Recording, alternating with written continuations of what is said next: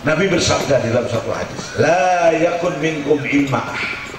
Janganlah kau menjadi generasi yang ikut-ikutan, angin ke kanan ikut ke kanan, angin ke kiri ikut ke kiri. Jangan. Nabi tidak mengajarkan yang demikian. Shallu ala Nabi.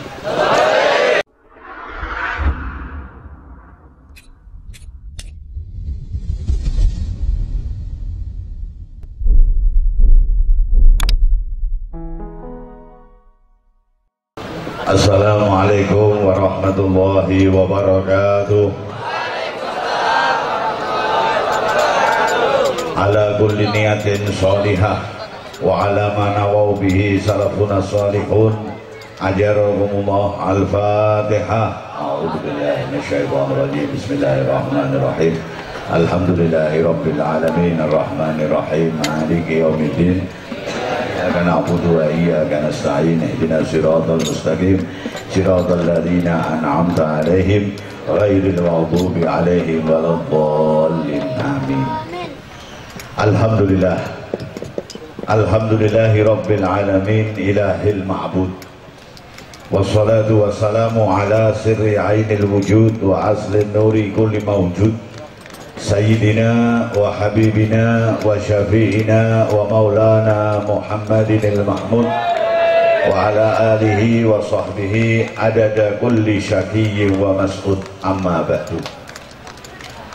Para habaib, para kiai, para alim ulama, para sesepuh yang senantiasa saya hormati, wabil khusus Janabil Karim Al-Habib Muhammad bin Haidar bin Syihab, Habib Farhan Ba'abud, Kiai Haji Maksudi dari Pekanbaru yang saya hormati, Kiai Haji Abdullah Kusman, Mursyid Tariqah Qadiriyah wa Naqsyabandiyah yang saya hormati, Kiai Haji Buya Somad Ja'far, Mursyid Tariqah Naqsyabandiyah Khalidiyah yang saya hormati, Kiai Haji Muhammad Labib, Kiai Komarun, dan semua para alim ulama yang hadir pada majelis ini, terutama sahibul maqam, sahibul makan ingkang dipun mulyakaken Allah, Kiai Thayyib Firdaus beserta segenap keluarga besar Pondok Pesantren Riyadhus Shalihin,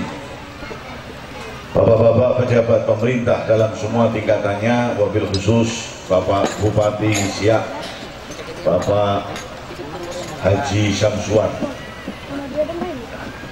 yang baru saja menyampaikan sambutannya, juga jajaran pemerintah Kabupaten Siak, para anggota DPR yang hadir pada kesempatan ini, Pak Maksudi, para kiai ini juga anggota DPR, Dinas Pengajian Rutin BKB. Kalau yang saya sebut tadi anggota DPR yang dinas Dewan Perwakilan apa? Saya. Ini beliau-beliau kiai-kiai juga anggota DPR Dinas Pengajian apa? Para hadirin wal hadirat yang dimuliakan Allah Subhanahu wa taala, alhamdulillah. Siang hari ini atas perkenan rahmat dan hidayah Allah Subhanahu wa taala, kita bersama-sama bisa berkumpul di tempat ini untuk memperingati hari Isra wal Mi'raj junjungan dan kekasih kita Muhammad sallallahu alaihi wasallam. Nun sewu, saya pakai bahasa Indonesia nopo cara Jawa. Bagaimana Pak Bupati? Campur. Campur itu gado-gado. Kalau gado-gado saya senangnya yang pedes-pedes. Jadi kalau ada yang pedes nanti ya emang kalian yang minta, ya sudah nggak apa-apa. Hari ini kita bisa bersama-sama memperingati satu peristiwa besar, Isra wal Mi'raj, junjungan dan kekasih kita Muhammad sallallahu alaihi wasallam. Mudah-mudahan peringatan ini Allah akan memberikan keberkahan dan kemanfaatan yang banyak. Amin Allahumma. Amin Allahumma. Amin Allahumma. Allah berfirman di dalam Al-Quran, wa dzakir fa inna dzikra tanfa'ul mu'minin. Buatlah peringatan, peringatan itu nanti akan bermanfaat bagi orang-orang yang beriman. Karena orang ini setinggi apapun ilmunya, sebanyak apapun ibadahnya, pasti masih punya sifat lupa. Betul? Betul? Maka selalu dibuat peringatan-peringatan supaya yang lupa jadi ingat. Amin Allahumma. Amin Allahumma. Jangankan yang jauh-jauh, kita yang di sini aja mungkin ada yang lupa bahwa sholat itu satu kewajiban, sehingga sangat tidak mudah meninggalkan sholat. Ada apa enggak? Ada apa enggak? Wongnya teko lagi. Gitu boleh? Mungkin ada dari kita ini yang lupa bahwa Ramadan, berpuasa di bulan Ramadan itu wajib hukumnya. Mungkin ada yang nggak puasa, tapi hari raya ikut berhari raya. Ada apa enggak? Datang orangnya. Alhamdulillah. Mungkin ada dari kita yang masih lupa menjadi bapak dan menjadi suami itu punya tanggung jawab terhadap anak dan istrinya. Orang kok mau ngobrol-ngobrol jadi anak, ngobrol-ngobrol jadi anak. Orang tanggung anak orang. Teko. Ini siap kok komplit ini. Kok teko kabeh gitu. Ini kecamatan apa ini? Hah? Kerinci? Kerinci kanan kiri ngarep mburi pokoknya komplit.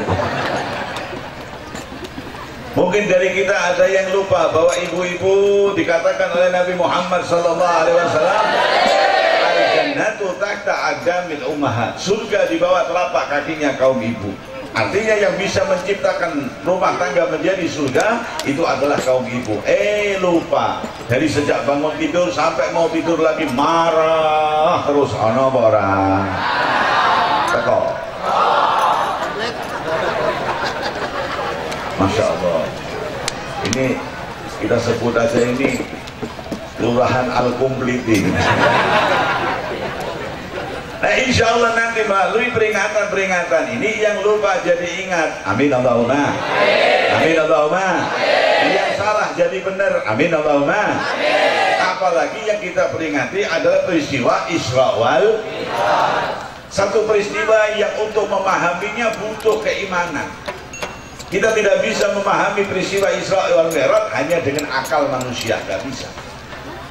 Apalagi manusia pada zaman Nabi. Manusia sekarang aja kalau mikirkan peristiwa Isra Mi'raj pakai akal bisa stres begini. Bagaimana mungkin perjalanan minal Masjidil Haram ilal Masjidil Aqsa, perjalanan jauh dari Masjidil Haram ke Masjidil Aqsa yang buat orang-orang terdahulu pulang pergi membutuhkan waktu 2 bulan. Kemarin Pak Bupati ke Masjidil Aqsa lewat Yordania apa lewat mana? Iya, saya juga pernah ke sana, Pak. Lihat nama saya di sana nggak, Pak? Lewat Yordania, dari Jeddah ke Yordania sudah butuh waktu penerbangan berapa lama? Sampai di border, di perbatasan Yordania harus naik bis lagi. Masuk kota Jericho, lewat ke makamnya Nabi Musa. Betul gitu, Pak? Alhamdulillah sama berarti. Sampai ke Masjidil Aqsa, sampai ke Yerusalem masih butuh waktu yang lama. Itu manusia sekarang naik pesawat. Nabi Shallallahu Alaihi Wasallam diberikan oleh Allah Subhanahu Wa Taala malam Isya masih berada di kota Mekah. Subuh sudah bercerita bahwa malam tadi diperjalankan oleh Allah minal Masjidil Haram ilal Masjidil Aqsa. Sebagian orang yang mendengar ceritanya Nabi ada yang begini. Apa aja? Orang sini bilang apa? Ngawah. Ngawah, Masya Allah. Bagaimana mungkin Masjidil Haram? Sampai sudah pernah ke Masjidil Haram belum? Saya doakan mudah-mudahan cepat. Diberi ijazah mau? Mau? Kalau kau pengen cepat ke Masjidil Haram, setiap hari baca surat Fatihah 3 kali, surat Ikhlas 3 kali, siapkan surat tanah 3 lembar. Insya Allah.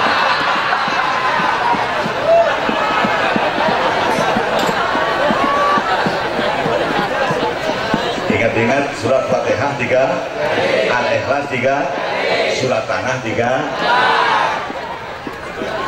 Insya Allah cepat. Bukan hanya Masjidil Haram sampai Masjidil Aqsa. Nah, para hadirin sekalian dimuliakan Allah, Masjidil Haram di Mekah, Yerusalem di wilayah Palestina yang sekarang secara administratif dikuasai oleh Israel butuh waktu yang lama. Kok Rasulullah Muhammad SAW menempuh perjalanan itu hanya dalam waktu singkat? Orang yang mendengar cerita itu yang masih berpikir dengan akal akan mengatakan bahasa Inggris impossible. Oh, santri juga bisa bahasa Inggris, Pak. Impossible, nggak mungkin. Perjalanan yang begitu panjang kok ditempuh hanya malam masih di sini, subuh sudah cerita kayak begitu, nggak mungkin. Muhammad sudah mulai berbohong. Sebagian mundur. Tetapi ada yang mengatakan dengan bahasa iman, yang itu diwakili oleh Sayyidina Abu Bakar Siddiq radhiyallahu ta'ala anhu ketika beliau mengatakan, ya Rasulullah, jangankan hanya seperti itu, lebih dari itu pun saya percaya. Kenapa? Karena engkau tidak berjalan sendiri, tetapi engkau diperjalankan oleh Allah subhanahu. Melaku dewe kalau dilakokno niku beda napa? Kalau engkau berjalan sendiri, kalau Rasulullah berjalan sendiri, pakai hukumnya manusia, 2 bulan kurang pergi. Tapi ketika Allah yang memperjalankan Rasulullah, pakai hukumnya Allah, pakai aturannya Allah. Mau 1 menit bisa, mau 1 detik bisa, mau 1/4 jam bisa, mau 1 jam bisa, mau 1 malam bisa. Wallahu ala kulli syai'in. Allah mau apapun bisa. Betul? Betul? Innama amruhu idza arada syai'an an yaqula lahu kun. Kalau Allah punya kehendak cukup mengatakan jadi maka jadilah. La mani'a lima a'taita wa la mu'tiya lima mana'ta wa la radda lima qadaita wa la yanfa'u dzal jaddi minkal jadd. Itu bacaan sering kita baca sehabis sholat. Sampai baca itu enggak? Pertanyaan saya salah. Sampai sholat enggak? Habis sholat baca itu enggak? Enggak. Banyak dari kita habis sholat ini langsung plus. Orang mengatakan lancing, salam lencing. Duduk sehabis sholat berzikir kepada Allah. Tidak ada hamba sedekat Allah kecuali dalam sujud, dan ketika dia selesai dari sholat, habis sholat itu sangat dekatnya dengan Allah. Mohon minta apapun yang kita hajatkan kepada Allah subhanahu. Terkadang sholat jamaahnya sudah sedikit, cuman imam sama makmum 4. Begitu habis salam yang 3 pergi, tinggal imam sama makmum 1 berzikir. Malaikat datang, nah kamu lagi. Ya Allah, laki-laki kok kamu, laki-laki kamu. Ya Allah. Habis sholat gunakan waktu untuk berzikir, membaca tasbih, membaca tahmid, membaca tahlil dan sebagainya. Ini waktu yang mustajab untuk berdoa, insyaallah. Amin Allahumma. Amin Allahumma. Amin Allahumma. La mani'a lima a'taita. Kalau Allah sudah memberikan, tidak akan ada yang bisa dan mampu untuk menghalang-halangi. Wala mu'tiya lima mana'ta. Kalau Allah sudah menstop, menghentikan pemberiannya, anugerahnya kepada seseorang, tidak ada siapapun yang mampu untuk mengangkat penghalang itu. Allahu Akbar, Allahu Akbar. Sujud kita kepada Allah. Maka kalau orang bersujud ini, akal di bawah, pikiran semuanya di bawah, telinga di bawah, mata di bawah, hidung di bawah, mulut di bawah, semua organ-organ penting kita di bawah. Malah bokong di atas. Saya ditanya, Habib, kenapa orang kalau sujud yang penting-penting di bawah semua, bokongnya malah di atas? Saya bilang kalau bokongnya ikut di bawah nggak sujud. Di Arab namanya.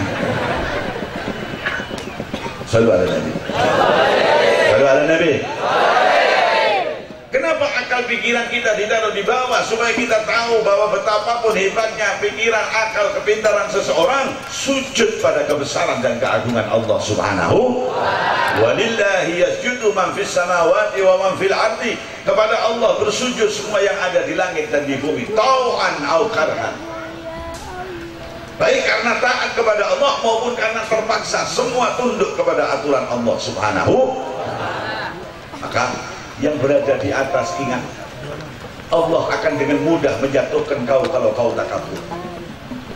Betul. Yang berada di bawah, jangan putus asa. Allah dengan mudah akan bisa mengangkatmu ke atas, dan itu bukan hal yang tidak mungkin bagi Allah subhanahu. Yang berilmu, jangan sombong. Allah akan menghilangkan ilmumu, bukan hal yang sulit. Orang yang profesor, doktor, SAG, sarjana alam gaib, hafal kitab, hafal Quran, hafal macam-macam, dia hafal semuanya. Allah mau menghilangkan ilmu yang dia capai dalam rentang waktu yang panjang. Mungkin menuntut ilmu dengan berbagai titel itu butuh waktu 20-30 tahun. Tetapi ketika Allah mau menghilangkan, hanya butuh waktu beberapa detik. Masuk ke kamar mandi, terpleset, kepala terbentur, gegar otak. Keluar dari kamar mandi sudah. Titelnya juga MM tapi melongo. Salam ala Nabi. Salam ala Nabi. Maka sujud kita kepada Allah Subhanahu. Nah, para hadirin sekalian dimuliakan Allah, kalau hanya untuk memperjalankan dari Masjidil Haram ke Masjidil Aqsa dalam tempo yang singkat, kecil bagi Allah Subhanahu. Ketika perjalanan Isra wal Mi'raj ini, Nabi diberi kendaraan oleh Allah yang dinamakan Buraq. Kenapa disebut Al-Buraq? Karena Buraq ini kecepatannya kalbarki, sebagaimana kilat. Sampai jalannya lurus. Buraq itu jalannya lurus. Maka orang kalau jalannya lurus, ya insya Allah cepat sampai kepada cita-cita hidupnya. Tapi kalau jalannya belok-belok seperti ini, ya kalau nggak sampai, ya nunggu sampainya lama. Alhamdulillah. Kalau jadi wong ojo neko-neko. Ojo apa? Yang lempeng, yang jujur, yang apa adanya. Menjadi apapun pejabatnya yang jujur, jadi DPR yang jujur, jadi kiai yang jujur, jadi umat yang jujur, apa adanya. Orang kalau berjalannya lurus apa adanya, lempeng, istiqomah, cepat sampai ke tempat yang dituju. Ridha Allah, berkah Allah, rahmat Allah. Amin Allahumma. Amin Allahumma. Anda bayangkan perjalanan ibaratnya dari Surabaya ke Jakarta. Itu kalau naik mobil butuh waktu 20 jam. Karena mobil belok-belok naik gini terus. Kalau pesawat cuman begini, nok dhuwur ora ana perapatan. Betul. Kenapa bisa sampai ke tempat tujuan cepat? Karena jalannya lurus. Saya pernah ditanya begini, Habib, itu enggak, pesawat bisa cepat itu bukan karena jalannya lurus, tapi karena mesinnya cepat. Saya bilang enggak, karena jalannya lurus. Enggak, karena mesinnya yang cepat. Tuh, kalau kau tetap dengan dalilmu itu mesinnya cepat, coba jalankan di bawah ya enggak lurus. Pesawat itu jalan di bawah nggak nyampe-nyampe, nah gitu. Malah meledak di jalan. Sallu ala Nabi. Sallu ala Nabi. Maka kita berdoa kepada Allah Subhanahu wa taala minimal setiap hari 17 kali. Itu yang sholat wajib. Belum yang sholat sunnah, tahajud, duha dan sebagainya. Ihdinas siratal mustaqim. Tunjukkanlah kami jalan yang lempeng, yang lurus ya Allah. Amin Allahumma. Siratal ladzina an'amta alaihim, jalannya orang-orang yang telah Engkau karuniakan kepada mereka nikmat-Mu ya Allah. Ghairil maghdubi alaihim waladhdallin, bukan jalannya orang-orang yang Engkau murkai ya Allah. Amin Allahumma. Amin Allahumma. Amin Allahumma. Shalli wa sallim daiman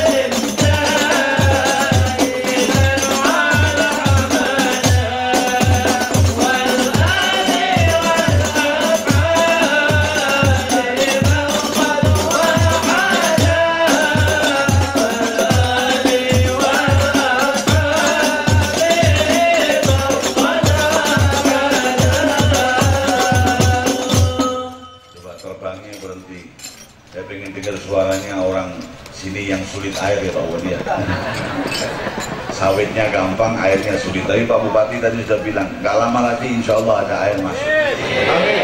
Jadi Pak Bupati ini ahli komunikasi, tekoni ngasih, masya.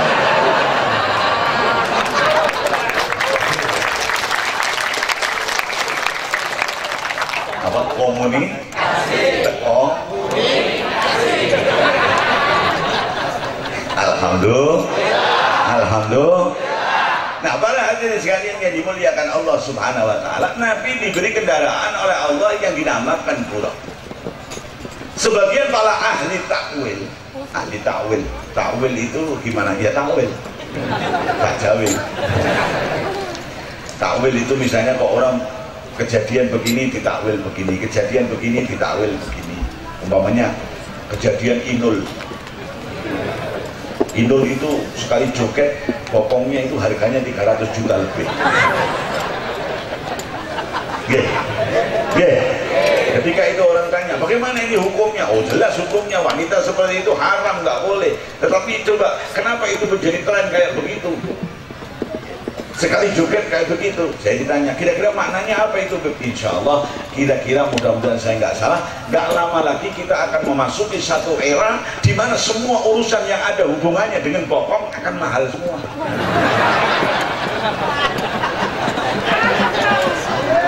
Alhamdulillah benar. Gak lama kemudian, ini takwil itu begitu. Gak lama kemudian di Indonesia ini semua yang ada hubungannya dengan bokong mahal semua. Orang mau menempatkan bokongnya anak di kursi SD mahal. Mau mendapatkan bokong di kursi SMP mahal. Mau mendapatkan bokong di kursi perguruan tinggi mahal. Mau menempatkan bokong di kursi DPR, maaf Pak DPR, mahal. Gitu ya? Masya Allah, bokong mahal semua. Di barokati Inul radhiyallahu anhu.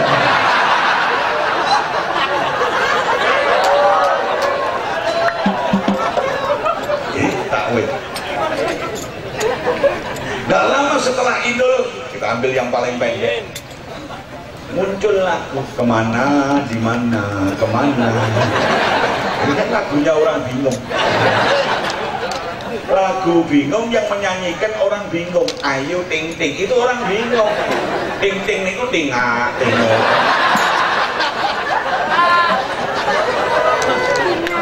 Lagu bingung dinyanyikan oleh orang bingung, masyarakat seneng, berarti masyarakat ya ikut apa? Bener, gak lama kemudian pemilu. Orang pada bingung milih mana.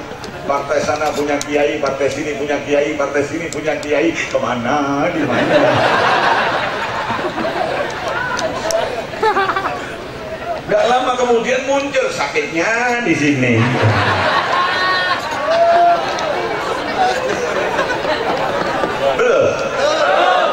Loh, maknanya apa sakitnya di sini? Setelah dipilih-pilih, BBM naik, ini naik, itu naik, ini naik, sakitnya.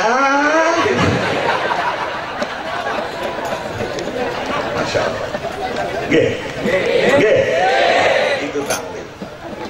Lalu buraq ini ditakwil sebagai apa? Buraq ini ditakwil oleh para ahli hikmah sebagai ajaran Rasulullah Muhammad sallallahu alaihi wasallam. Salu ala Nabi. Salu ala Nabi. Buraq yang ditunggangi oleh Rasulullah, yang dikawal oleh malaikat Jibril, alhamdulillah minumnya datang. Cuma itu buat panas dalam, buat sakitnya di sini. Saya biasanya kalau ngaji begini kopi biasa. Ada ya alhamdulillah, nggak ada ya masya Allah.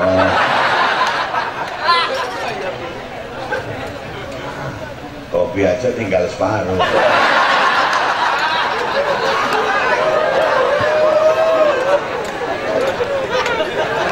Untung ini nggak ada tawelnya ya.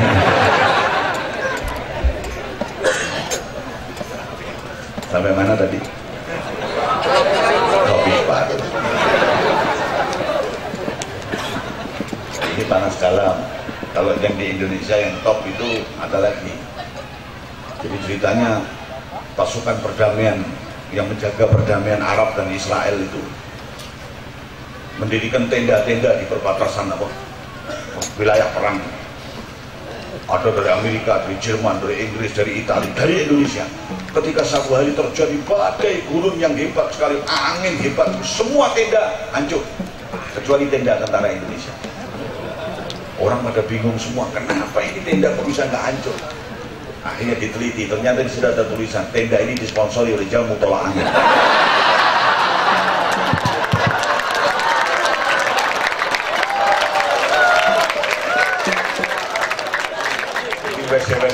bablas loh.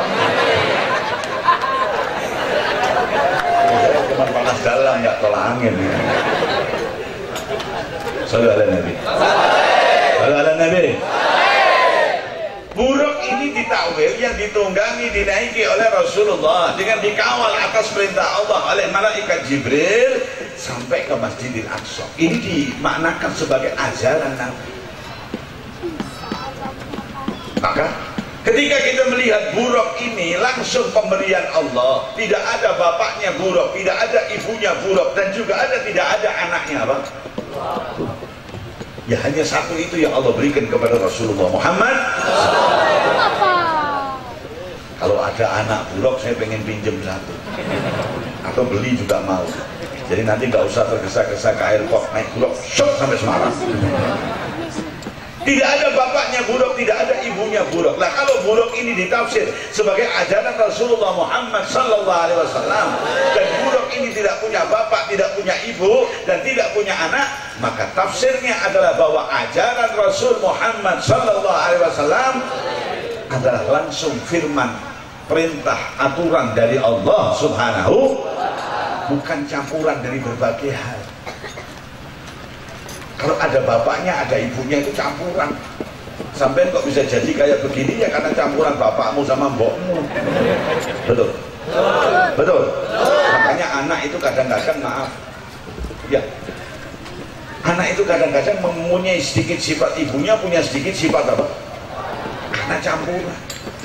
Dan kalau buruk ini dilahirkan dari perkawinan antara bapaknya buruk dan ibunya buruk, dan kemudian buruk ditafsir sebagai ajaran Rasul, maka ajaran Rasulullah ini campuran dari berbagai hal. Ajaran agama terdahulu, budaya Arab, ada ini, ada itu, bercampur jadi ajaran. Enggak. Buruk langsung diberikan oleh Allah Subhanahu wa ta'ala. Tidak ada bapak, tidak ada ibu. Berarti bukan campuran. Ada kisahnya tentang campuran ini. Seorang ilmuwan yang bernama Einstein. Einstein itu ilmuwan yang hebat, tapi jelek rupanya. Pinter tapi elek. Ada ratu kecantikan, namanya ratu kecantikan, cantik tapi goblok. Cantik tapi apa? Yang ini pinter tapi apa? Jelek. Ratu kecantikan ini mendatangi Einstein. Einstein, yuk kamu kawin dengan saya. Loh, kamu kok tiba-tiba ngajak saya kawin, kenapa? Loh, kamu itu punya kelebihan, kamu pinter, saya cantik. Kalau kita kawin dan kita campur, nanti anak kita itu pinternya kayak kau, cantiknya kayak aku. Yang diajak ngomong Einstein, orang pinter. Dia jawab, lah iya kalau begitu. Kalau nanti ngaduknya nggak pas, kalau ngaduknya nggak pas, lahirnya jeleknya kayak saya, gobloknya kayak kamu. Selain itu kabeh goblok, elek, kiri sisan. Dua laut. Saudara. Maka ketika buruk ini tidak dilahirkan oleh bapak dan ibu dari hasil perkawinan bapak dan ibunya buruk, langsung pemberian Allah. Ajaran Islam ini juga langsung pemberian Allah Subhanahu wa ta'ala, disampaikan oleh malaikat Jibril kepada Rasulullah, dan kemudian Rasulullah disampaikan kepada kita semuanya. Alhamdulillah. Alhamdulillah. Nah kenapa buruk itu kok nggak punya anak? Karena ajaran Islam ini nggak ada macam-macam. Ya. Gak ada Islam merah, Islam hijau, Islam blorok, Islam macam-macam lama. Ya yang ada apa? La ilaha illallah Muhammadur Rasulullah. Dan kau melihat apa yang dikerjakan oleh Rasul dan ditiru oleh para sahabatnya. Ma ana alaihi wa ashabi. Apa yang aku kerjakan dan dikerjakan oleh para sahabatku. Alhamdulillah. Itu burukku. Maka ayo kita jadikan ini buruk kita semuanya. Dan kalau demikian, apa yang diajarkan di pondok Riyadhus Shalihin dan juga di pondok-pondok pesantren yang lain adalah mengajarkan ilmu tentang buruknya Rasul Muhammad sallallahu alaihi wasallam. Hasbunallah wa ni'mal wakil, ni'mal maula wa ni'mal nasir. Hasbunallah wa ni'mal wakil, ni'mal maula wa ni'mal nasir. Para santri di pesantren-pesantren di madrasah-madrasah, di majlis taklim, semua mempelajari ilmu buruknya Rasul. Untuk apa? Untuk buruk itu ditunggangi, ajaran itu dijalankan dalam kehidupan. Salu ala Nabi. Salu ala Nabi. Kalau ada yang bertanya kenapa Isra wal Mi'raj itu minal Masjidil Haram ilal Masjidil Aqsa. Masjidil Haram ini khusus di wilayah Arab. Masjidil Aqsa di luar Arab. Artinya apa? Dan di Masjidil Aqsa ini ada tempat yang sangat dihormati, yang berada di bawah Kubah Sohra, itu ada batu. Betul Pak? Kalau salah diingatkan ya Pak. Tadi saya tak kesana lagi. Di bawah Kubah Sohra ada batu, yang batu itu dihormati oleh orang Nasrani, dihormati oleh orang Yahudi, dihormati. Orang Yahudi beranggapan di batu Sohra itulah Nabi Ibrahim menyembelih putranya yang bernama Ishak. Kalau buat kita yang disembelih adalah Nabi Allah siapa? Kalau buat orang Yahudi yang disembelih Nabi Allah Ishak. Jadi sebetulnya hanya sentimen saja. Kenapa? Karena Nabi Ishak ibunya orang Yahudi. Kalau Nabi Ismail ibunya orang hitam. Siti Hajar ini orang hitam. Itu akibat apa? Nabi Ibrahim ambil istri yang ini terus yang sana agak jengkel gitulah. Makanya jangan main-main gitu. Kayak ada ceritanya orang yang punya istri dua. Oh jangan dikirain nak punya istri dua. Ada namanya Ahmad sama Said. Ahmad sama Said ini berlomba-lomba mana yang lebih dulu untuk datang ke masjid untuk mengerjakan sholat subuh. Masya Allah, setiap jam yang paling dulu datang itu Said. Ahmad selalu kalah. Tiba-tiba Ahmad gak kuat, tanya, Said apa rahasia yang kau bisa kuat seperti ini? Datang mesti selalu menang. Kamu dulu, saya terlambat. Karena saya punya istri dua, kata saya. Yang satu bagian membangunin saya tidur, yang satu menyiapkan pakaian, jadi saya cepat berangkat. Oh begitu. Melihat ceritanya si Said, Ahmad kepengen. Kalau begitu saya mau kawin lagi. Ahmad kawin lagi. Tiba-tiba 2 minggu kemudian, setiap Said datang, Ahmad sudah ada duluan di masjid. Selalu Said kalah terus. Sekarang yang menang siapa? Ahmad. Saya tanya sama Ahmad, Ahmad kau sekarang kok menang terus? Iya saya pakai resep. Kau punya istri dua, saya sekarang juga punya istri dua. Loh jadi begitu? Iya.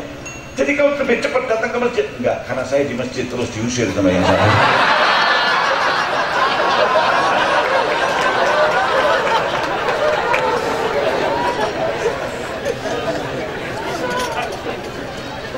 Kamu mau datang jam berapa aja ya dulu saya di masjid terus. Salu ala Nabi. Salu ala Nabi. Itu batu Sohra tempat Nabi Ibrahim menurut orang Yahudi menyembelih Nabi Isa. Maka dimuliakan sekali. Oleh orang Nasrani dimuliakan sekali. Bahkan di dekat situ nggak jauh dari batu Sohra ada batu tempat ketika Nabi Allah Isa alaihissalam diangkat oleh Allah Subhanahu Wa Taala. Begitu Pak. Seperti ada sebenarnya. Seperti. Nah, ini batu tempat Nabi Allah Isa diangkat oleh Allah. Tapi tidak semua orang berziarah ke situ karena orang-orang Nasrani tidak semuanya berkeyakinan bahwa Nabi Isa diangkat. Ada yang berkeyakinan bahwa Nabi Isa itu disalib. Tidak semua orang Nasrani ziarah ke situ.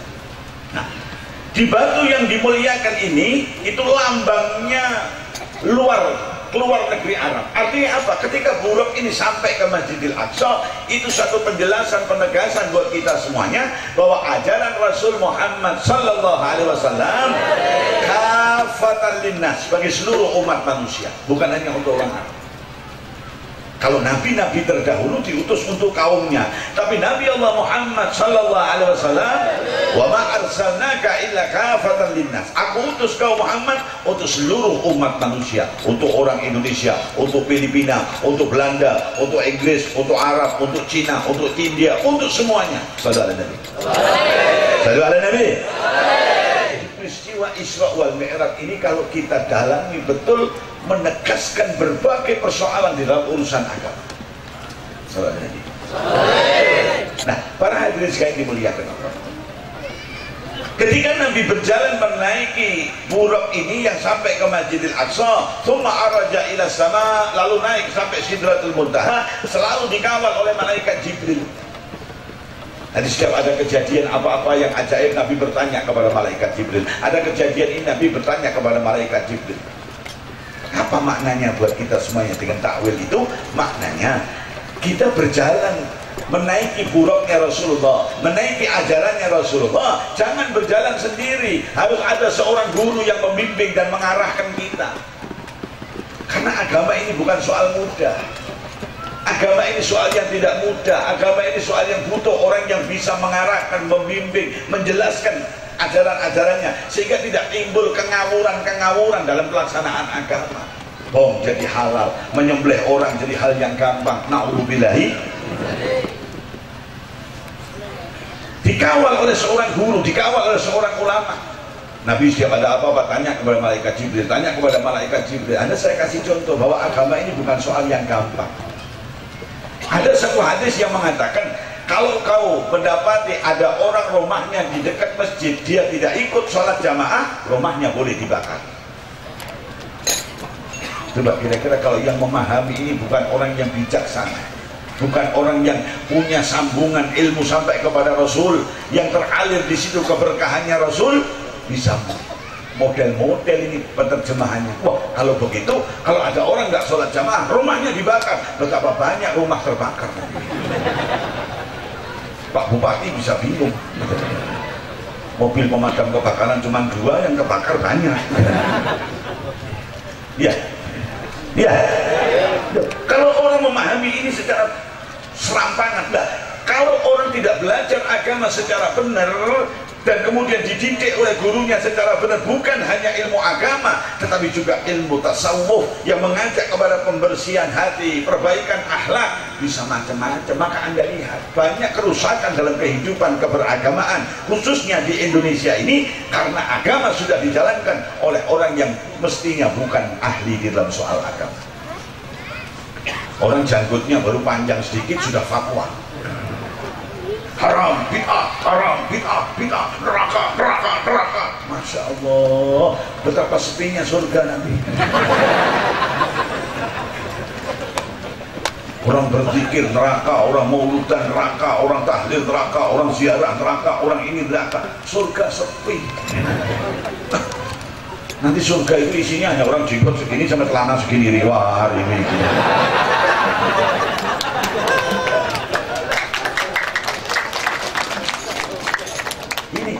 Agama ini sudah dipegang oleh orang-orang yang tidak mestinya bahaya. Karena itu dibutuhkan pendidikan, dan pendidikan urusan agama ini bukan 3 bulan kursus kemudian keluar berfatwa. Tidak 3 bulan mondok kemudian keluar berfatwa. Enggak, pendidikan dalam soal agama ini butuh waktu panjang. Para kiai ini belajar di pondok-pondok pesantren itu tidak cukup 7 tahun, 8 tahun. Ada yang 12 tahun, ada yang sekian tahun mengkaji kitab-kitab. Maka ketika agama dipegang oleh mereka, Anda lihat Indonesia tidak muncul hal-hal yang berarti dalam urusan keagamaan. Tapi setelah agama ini bisa dipegang oleh setiap orang, saya ingat sabdanya Rasul, idza musidal amru ila ghairi ahli fantadhir sa'ah. Kalau satu persoalan sudah diserahkan kepada orang yang tidak ahlinya, tunggu saatnya kehancuran. Betul? Betul? Insinyur pertanian suruh buat bangunan, gambar bangunan, dan dia insinyur pertanian. Insinyur bangunan kerjanya di bank, ya sudah, dia ngitung duit, bangunannya bingung dia. Kalau persoalan sudah diserahkan kepada yang bukan ahlinya, hancur.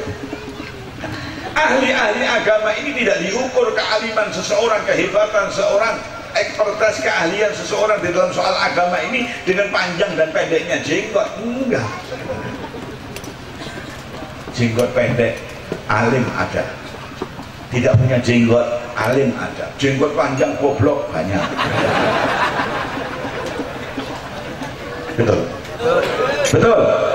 Nah, lalu apa dan bagaimana kita supaya naik buruk ini selamat, tidak terimbas oleh paham-paham yang nggak benar, sehingga kita sampai kepada tujuan kita, kehadirat Allah Subhanahu wa Ta'ala. Dan saya harus memilih seorang kiai, seorang guru yang membimbing. Kiai mana, guru mana yang harus saya pilih? Guru yang punya sambungan ilmu sampai kehadirat Rasul Muhammad SAW. Makanya saya setuju Pak Bupati ini mau mengirimkan santri-santri, cuma barangkali perlu dikonsultasikan tempatnya, karena agama ini nggak mudah. Barangkali tempat yang sana nggak cocok dengan iklim di Indonesia, dengan mayoritas orang di Indonesia ini bermadhab Syafi'i, beraliran tasawuf. Ya, kirim santri-santri, kirim pelajar-pelajar kita di tempat-tempat yang nanti kalau pulang akan mengokohkan negara persatuan Republik Indonesia. Insya Allah Indonesia akan lebih bagus. Amin Allahumma. Amin Allahumma. Satu niat yang bagus dari Bapak mudah-mudahan terlaksana. Amin Allahumma. Amin Allahumma. Amin Allahumma. Para hadirin sekalian dimuliakan Allah Subhanahu wa taala. Ketersambungan sanad ilmu dari fulan, dari guru sampai kehadiran Rasul ini bukan saja akan mengalirkan transformasi, memindahkan ilmu, tetapi juga keberkahan dan cahayanya Rasul Sallallahu Alaihi Wasallam. Ini yang membuat masyarakat itu tenang. Ini yang membuat orang itu bijaksana. Karena banyak orang pintar tapi nggak bijaksana. Oh, minum jamu aja, yang bejo, yang pintar minum ini. Oh, minum jamu aja kok nunggu pinter. Betul. Nah, karena itu Anda yang belajar ilmu buruknya Nabi Shallallahu Alaihi Wasallam, ayo betul-betul didalami untuk kemudian diabdikan kepada kepentingan masyarakat, agar masyarakatnya tentram, adem, insya Allah, dan menjadi orang-orang yang benar. Amin Allahumma. Amin Allahumma. Amin Allahumma. Nah, berarti ketika buruk ini kok digambarkan punya dua sayap, apa maknanya? Sekali lagi ini takwil. Kejadian benar buruk itu ada, kita mengimani, tetapi ini kita takwil. Kok buruk ini punya dua sayap? Ya memang ajaran Islam, ajaran Rasul Muhammad Sallallahu Alaihi Wasallam itu punya dua sayap, punya dua dimensi. Hablun minallah wa hablun. Makanya orang yang dikatakan orang yang baik, orang yang dikatakan orang yang soleh, itu bukan hanya yang kepada Allah dia bersujud cukup, keliru. Ada orang yang bersujud, ibadahnya kepada Allah istimewa, tapi akhlaknya kepada sesama nggak baik. Atau sebaliknya, ada orang yang kepada sesama dia baik, orangnya sopan, orangnya dermawan, orangnya masya Allah, tetapi nggak sholat. Kalau dipanggil untuk sholat, ayo kamu sholat. Yang penting sama orang baik, sholat itu nggak penting. Malah buat madhab baru. Ada nggak gitu? Ono berapa? Teko. Teko. Sini. Ya putih semua. Masya Allah. Ada yang sholatnya baik, ibadahnya baik, tetapi akhlak kepada sesama nggak baik. Wah, ibadahnya masya Allah.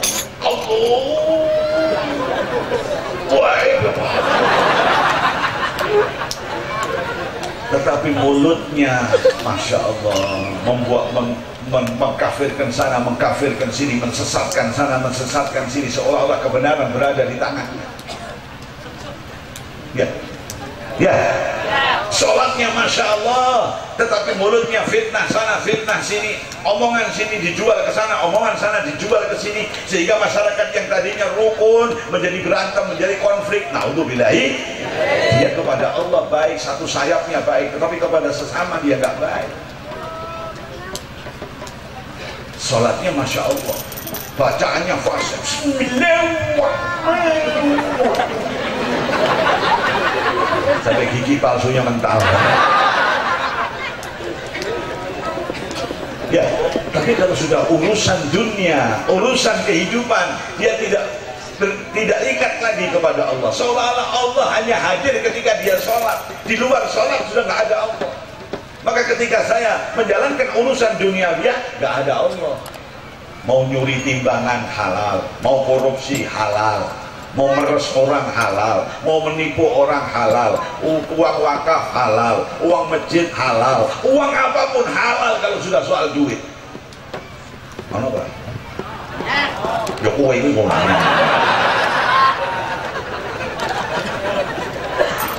No. Ini sayapnya buruk juga. Kalau sayangnya dua, itu berarti urusan kita kepada Allah baik, urusan kita kepada sesama baik. Makanya dikatakan orang soleh qaimun bihuquqillah wa qaimun bihuquqi ibadi. Urusannya marang Gusti Allah beres, sholatnya beres, puasanya beres, akhlaknya kepada sesama beres, di dalam jual beli jujur, di dalam dia berinteraksi dengan masyarakat jujur, apa dia jalankan semua aturan Rasul, hidupnya berkah. Ini buruk akan membawa dia kepada cita-citanya hayatan thayyibah, kehidupan yang nikmat, yang nyaman, karena diridhoi oleh Allah dan diterima oleh sesama. Alhamdulillah, alhamdulillah, amin Allahumma, amin Allahumma, amin Allahumma. Saya kemarin masih nggak bener. Saya ibadah Masya Allah, berzikir Masya Allah, ngaji Quran Masya Allah, tapi saya masih berbuat yang nggak baik di masyarakat. Taubat, ini saatnya kita bertobat. Mohon ampunan Allah Subhanahu wa Ta'ala. Karena segede apapun kesalahan kita, masih akan lebih besar ampunan Allah Subhanahu. Dan pintu tobat Allah nggak pernah ditutup, 24 jam dibuka, malam yugharqir. Selama nyawa belum sampai di sini. Kalau nyawa sudah sampai di sini kok tobat, sudah terlambat. Tobat, tobat. Malaikat di sampingnya bilang telat. Selas-selas mau tobat. Sebentar lagi game nggak apa? Tobat selagi kita gagah sehat bertobat. Udah dandani urusan kita kepada Allah dan dandani urusan kita kepada sesama. Alhamdulillah. Amin Allahumma. Amin Allahumma. Rabbana ya Rabbana zalamna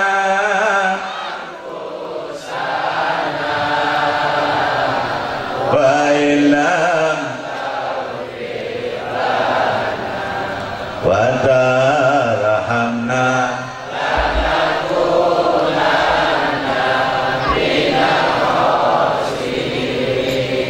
sudah makan belum?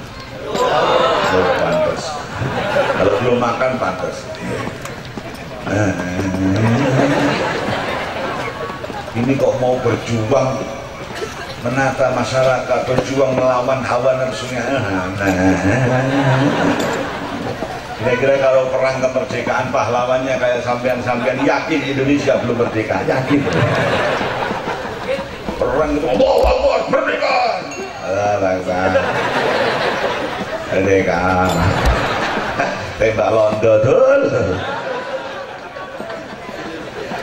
Ayo diulangi. Rabbana ya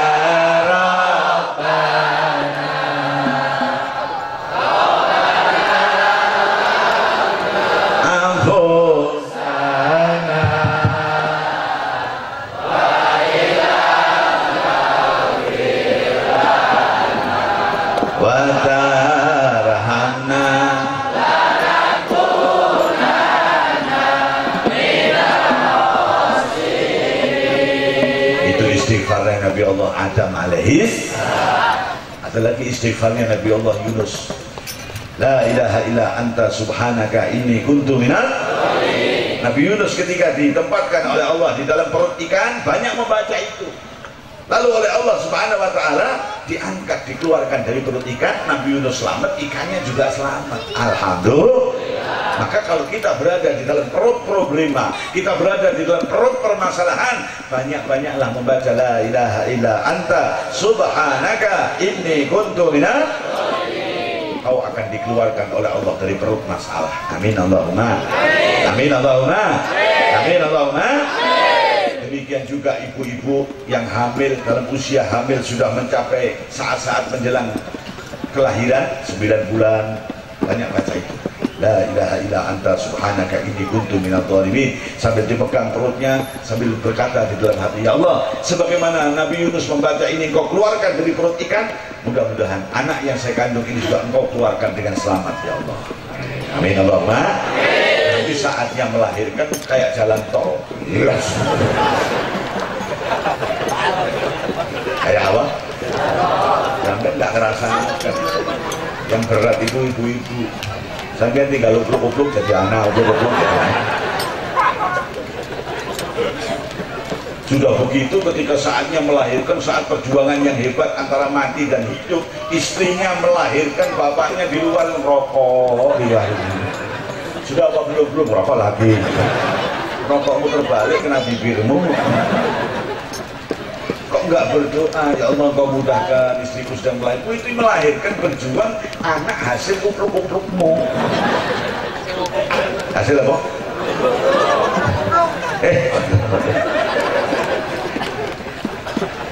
Nah, para hadirin sekalian yang dimuliakan Allah Subhanahu wa taala. Tekan ngomong. Istighfarnya Nabi Allah Yunus alaihis, dan kita harus banyak membaca istighfar. Nabi sendiri sallallahu alaihi wasallam beliau mengatakan, wa inni la astaghfirullah fil yawm aksar min mi'ati marrah. Saya setiap hari beristighfar lebih dari 100 kali. Nabi nggak punya dosa, masih beristighfar 100 apa? Nah, kalau bandingannya dengan kita, terus kita berapa kali? Yang nggak punya dosa 100, dan sampai harusnya berapa? 1 juta kali sampai.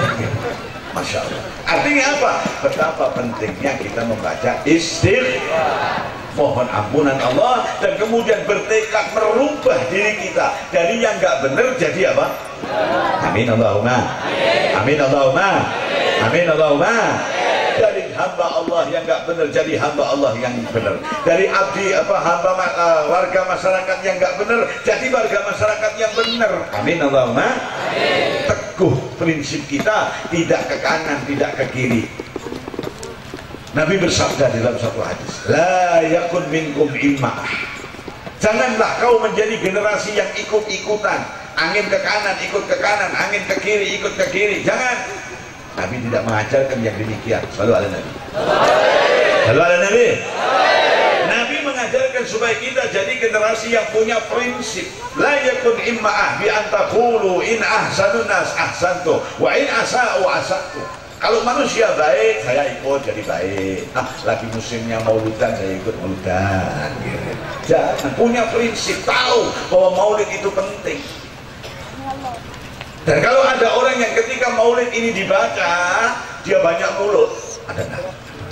Ada sekarang ini. Ya, makanya maulid itu macam-macam. Dan semua maulid itu bagus, dibuat berjanji semua itu bagus semuanya. Yang jelek itu orang yang ketika maulid dibaca dia banyak mulut. Ketika orang begitu, jangan ikut-ikutan. Saya punya prinsip, saya punya orang yang bisa membimbing saya. Tanya saya kepada kiai saya, insya Allah kau terbimbing, terarah hidupmu. Amin Allahumma. Amin Allahumma.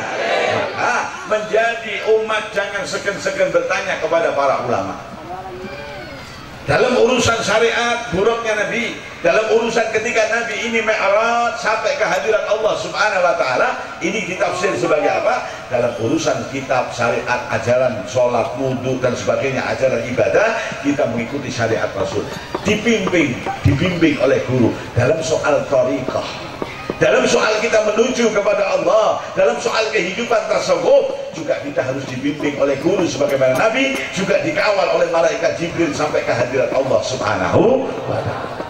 Dan alhamdulillah di tengah-tengah kita masih hidup para kiai-kiai kita, mursyid-mursyid tariqah mu'tabarah. Kenapa dikatakan tariqah mu'tabarah? Tariqah ini sudah diteliti oleh para ulama yang ahlinya, bahwa sanadnya, rantainya sambung sampai ke hadirat Rasul Muhammad SAW. Ada Naqsyabandiyah Qadiriyah, ada Naqsyabandiyah Khalidiyah, ada Syatariyah, ada tariqat Alamiyah, ada tariqat Qadiriyah, ada tariqat Syadariyah. Banyak yang nggak boleh itu tariqat Gregetiyah. Tariqat Gregetiyah itu ketika greget itu sampai tasbihnya putus ganti lagi, putus ganti lagi. Tapi selesai itu sudah tak pernah pikir lagi. Alhamdulillah. Ana ora? Ana ora? Nek pas gregetan kaya ya oh, tapi nek wis bar ya bar. Alhamdulillah. Nah, terus istiqomah lempeng jejak ini yang akan menjanjikan sampai ke hadirat Allah Subhanahu wa ta'ala. Alhamdulillah. Alhamdulillah. Nah, para hadirin sekalian yang dimuliakan Allah Subhanahu wa Ta'ala, peristiwa Isra Mi'raj yang demikian penting, Nabi ditunjukkan gambaran-gambaran oleh Rasul, oleh Allah Subhanahu wa Ta'ala, yang itu ada maknanya bagi kehidupan. Di satu saat Nabi ditunjukkan gambaran, ada orang yang menanam. Dia sekali menanam, tetapi panen terus-terusan. Alhamdulillah. Enak apa enggak? Tapi ajaib enggak? Orang menanam sekali kok bisa panen apa? Terus-terusan, ajaib. Nabi heran, tanya kepada malaikat Jibril, Jibril, ini kok aneh, ada orang menanam sekali kok bisa panen terus-terusan, itu orang apa Jibril? Dijawab oleh malaikat Jibril, itu orang yang berjuang fi sabilillah, bi ilmi, wa mali, wa nafsi. Dia berjuang di jalan Allah dengan ilmunya, dengan hartanya, dengan jiwanya. Dia akan diberi oleh Allah balasan yang sedemikian. Ada masjid dibangun, ada pondok dibangun, ada madrasah dibangun. Gak usah nunggu didatengin panitia, itu kuno. Yang modern, sampean yang punya uang datengin panitia, sampean yang butuh kok. Ya, sampean yang butuh untuk menanam di sawah supaya sawahnya nanti bisa panen. Amin Allahumma. Amin Allahumma. Datengin panitia, butuhnya apa? Kayak Pak Bupati ini datang, butuhnya apa? Sumur, kasih. Alhamdulillah. Kalau perlu jangan 1 Pak, 7. Biar santri-santri tiap jam mandi terus. Datangin panitia, oh butuh keramik, butuh batu bata, butuh semen, butuh ini, butuh itu, sampai menanam sekali. Tapi nanti ketika tempat itu dijadikan untuk tempat belajar, tempat ibadah, tempat zikir, sampai terus memanen terus. Alhamdulillah. Amin Allahumma. Amin Allahumma. Yang dengan ilmunya, seperti para kiai, para ulama, para kiai Thayyib dan para asatidz di Pondok Riyadhus Shalihin dan semua para kiai dan ulama yang mengajarkan satu ilmu. Ilmu itu dipakai oleh santri yang belajar, dia mendapatkan pahala. Ilmu itu diajarkan oleh santri kepada orang lain, dia tetap mendapatkan pahala. Terus mengalir terus, menanam sekali, tetapi panen terus-terusan. Alhamdulillah. Alhamdulillah. Diberi gambaran begini ini supaya kita ketika naik buruknya Rasul, membenahi kehidupan kita, hubungan dengan Allah, dan membenahi hubungan dengan sesama, kita beramal yang soleh. Kita menanam di mana-mana supaya nanti di mana-mana juga kita panen. Amin Allahumma. Amin Allahumma. Amin Allahumma. Masya Allah. Lewat lagi ditunjukkan gambaran lagi. Ada seorang laki-laki. Di depannya ada piring yang berisi daging yang sehat, yang enak. Di sampingnya lagi ada piring berisi daging yang busuk. Sudah keluar apanya?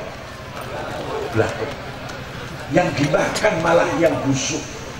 Daging yang sehat gak dimakan. Heran Rasulullah, ya Jibril, itu orang kok aneh. Orang mana itu? Mungkin orang Syiah mungkin. Kok aneh sekali orang itu, daging yang baik tidak disenggol, malah daging yang busuk disenggol. Kok aneh, itu orang apa Jibril? Dijawab oleh malaikat Jibril, itu satu perlambang di mana ada seorang laki-laki punya istri yang sah, tetapi istri sahnya nggak pernah disenggol, malah dia cari perempuan-perempuan yang nggak benar di luar. Ana bara, ana bara, cekok.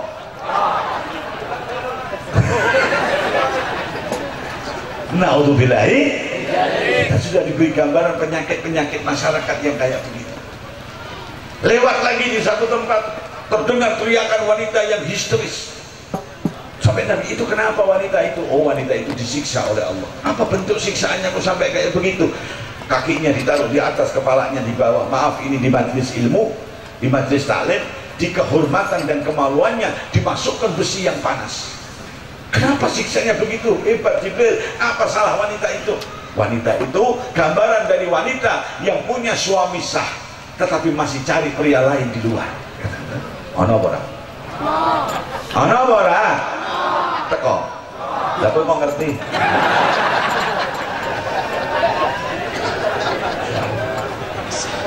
Nah, kenapa gambaran-gambaran ini diberikan oleh Allah kepada Nabi Muhammad dan kemudian diceritakan? Ini gambaran penyakit-penyakit. Yang tadi gambaran bagaimana kita harus beramal soleh. Kita memacu dan memicu diri kita untuk bisa beramal yang soleh. Sementara gambaran yang gak baik ini supaya kita bisa mengimunisasi diri.